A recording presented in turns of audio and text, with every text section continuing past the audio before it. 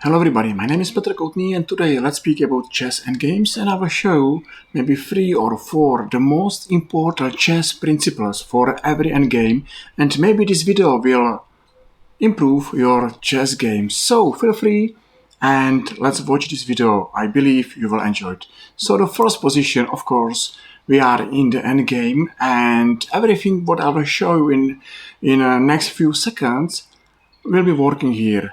So, yes, of course, endgame only king and pawns, but sometimes we are in the middle game and we have to think which endgame is good for us or which endgame is bad for us. For example, here, white has interesting option to exchange nearly everything and just enter the endgame, but before we are going to endgame, we need to know, or we have to evaluate it, this position or this coming endgame, if this endgame is good for us or bad for us. For example, in every endgame, the most important principle is to activate your king. Your king in the endgame is the most important piece, and lots of amateurs chess players are not playing with this piece, and this is the biggest mistake in nearly every endgame. Active king is a winning king. So I will show the difference between endgame and maybe opening. For example, here it's funny that white king should play something like in the endgame, and he is going to enter the chessboard or the middle of the board. But of course, what's a huge mistake in the opening, and maybe what's a huge mistake in the middle game, is the winning plan in nearly every endgame. This picture or this position is here just to show you a different how king is a weak in the opening or in the middle game, and how king is a strong in nearly every endgame. So let's go here and let's speak about this position. Let's speak about another most important chess rule, and this is a pawns rule. Pawns are really important in every endgame. Maybe in the middle game we can sacrifice a pawn or we can lose a pawn and nothing terrible has happened. Okay, activity, open files, and maybe checkmates. But in endgame, the pawn is really the most important part of our plans. If you are able to put together your plan, your king and your pawns, you are nearly chess master. So believe me that pawns are really important, and it's necessary to understand if you have good pawns or bad pawns. Another winning or the most important chess principle in endgame is pass pawn. Pass pawn is a strong weapon in every middle game, but it's a nearly winning plan for endgame. If you are able to get a passed pawn, you are able to play endgame for win. Here, of course, d4, d3, d4, d5, d7. This pawn is a passed pawn and is a winning pawn. Maybe black has the same passed pawn here, but because of help of white's king, this pawn is not dangerous at all. But maybe d3, d4, d5, d6, d7, d8 is the most dangerous pawn in this board, and this should be your winning plan. Believe in your passed pawn, and in next few diagrams I will show interesting examples. For example, here even black has more material. White is winning because he is able to make a passed pawn, and of course this diagram is not a difficult one, but of course h6, nothing else to play than to take, and even black has more pawns, and even black has passed pawn, he's too slow. So another really important factor of endgame is time. Your passed pawn has to go, has to run, and has to be first in your destination. So I hope you see just now simple positions. For example, here, of course, this is a famous pawn endgame, and white is winning by move b6. Another example how it's cool to make or to play for pass pawn, because pass pawn is your ticket for your victory, and this is your ticket for your chess improvements. Yes, right now it was not such hard positions. Let's see maybe first a little bit complicated position. White to move, and nearly white has everything. White's got pass pawn, white's got rook, and but white is missing one really important plan. He need to activate his king, and his king is here. So if you are able to find somehow how white will activate his king, you will be able to prove that you are nearly chess endgame master, and what you saw, you understand it. So the best move here is to play a4. Of course, it's not a good move to go rook to f8 because you will lose your pass pawn.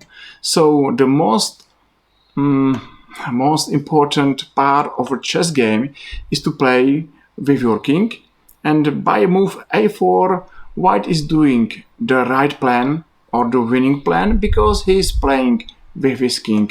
Okay, of course, it's very hard to challenge this plan because of check on b8, and the last move will be h8, and black is losing because this position, you can see where is it different. What's the different if one side is playing by his king and the second side doesn't have chance to play by his king. So looks like black is playing without one piece. Of course, to take this knight doesn't help at all because maybe check or maybe check here, and of course it's a winning position, or maybe should be played rook to f8 and another winning position is coming here. White is winning because he's stronger, he has stronger his king, and the king is one of the most important piece in the endgame. So of course, watch the difference and the difference between white's and black's king. That's it, and that's really not such hard to understand how to play chess and games. Just to put together the most important factors. Of course, here, white to play. What do you think white will play here? And this position is here for passed pawns. So white is happy to go for endgame.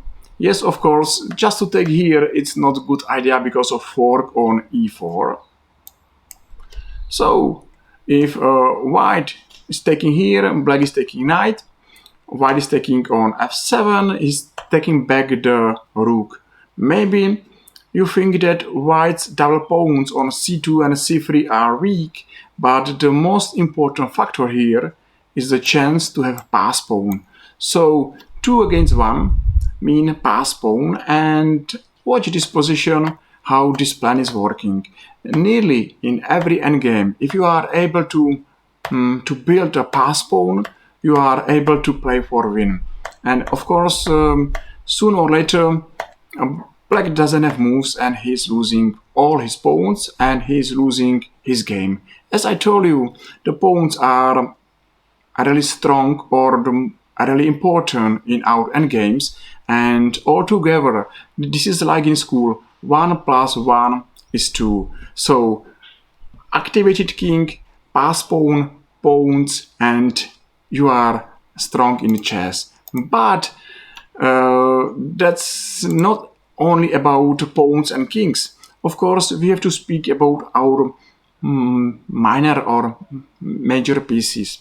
So for example, here you can see that the position is really closed, and it's not a big difference between white's knight and black's knight.